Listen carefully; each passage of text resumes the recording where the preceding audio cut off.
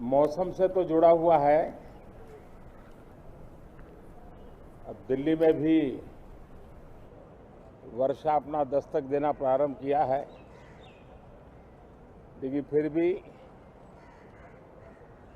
न बाहर की गर्मी कम हो रही है और पता नहीं अंदर भी गर्मी कम होगी कि नहीं होगी।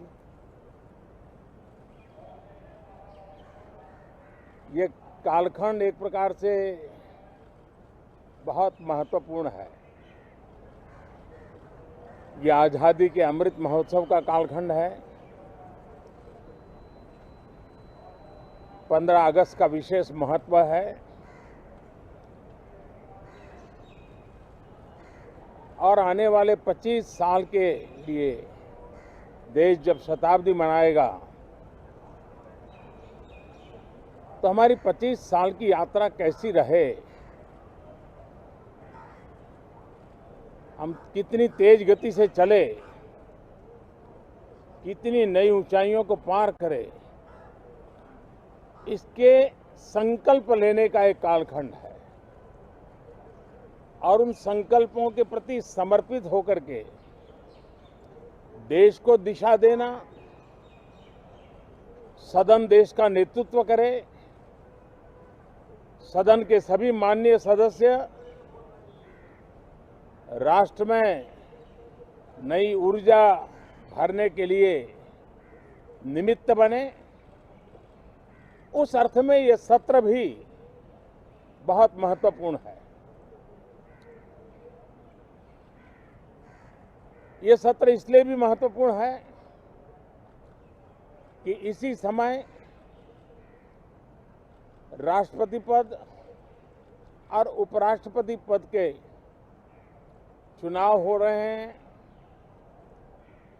आज मतदान भी हो रहा है और इसी कालखंड में देश को नए राष्ट्रपति, नए उपराष्ट्रपति, उनका मार्गदर्शन प्रारंभ होगा। हम हमेशा सदन को संवाद का एक सक्षम माध्यम मानते हैं, तीर्थ क्षेत्र मानते हैं, जहां खुले मन से संवाद हो, जरूरत पड़े तो वाद विवाद हो, आलोचना भी हो, बहुत उत्तम प्रकार का एनालिसिस करके चीजों का बारीकियों से विश्लेषण हो,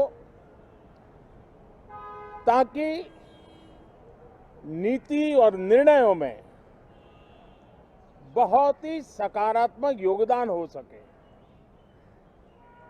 मैं सभी आदरणीय सांसदों से यही आग्रह करूंगा कि गहन चिंतन, गहन चर्चा, उत्तम चर्चा और सदन को हम जितना ज्यादा प्रोडक्टिव बना सके, सदन को जितना ज्यादा फ्रूटफुल बना सके, उसलिए सबका सहयोग हो और सबके प्रयास से ही लोकतंत्र चलता है, सबके प्रयास से ही सदन चलता है, सबके प्रयास से ही सदन उत्तम निर्णय करता है। और इसलिए सदन की गरिमा बढ़ाने के लिए भी हम सब अपने कर्तव्यों का निर्वाह करते हुए इस सत्र का राष्ट्रहित में सर्वाधिक उपयोग करें और हर पल याद रखें कि आजादी के लिए जिन्होंने